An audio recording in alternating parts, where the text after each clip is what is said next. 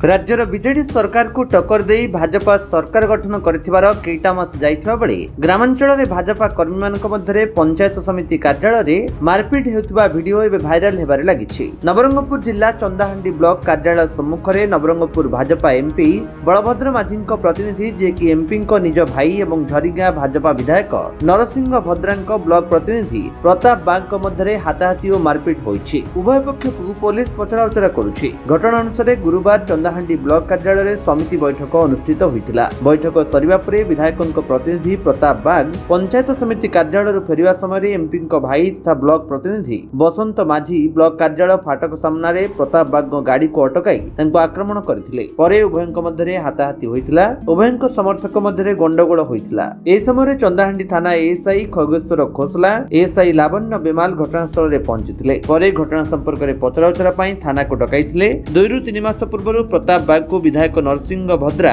निज प्रतिनिधि प्रदान करथिले। विधायकଙ୍କ प्रतिनिधि टीका काम को बिक्री करथिबा सह कोनोसी गुरुत्वपूर्ण बैठक में सामिल हेलुथिबा नै चंदाहांडी ब्लॉक भाजपा कर्मी मानक मध्य तीव्र असंतोष देखा देइथिला। तेबे एजाय थाना रे कोनोसी लिखित अभियोग करा जाय नथिबा एएसआई श्री खोसला प्रकाश करिसंती। उमरकोट रु अभिषेक बेहरांक रिपोर्ट विश्व विजयी न्यूज ओडिशा।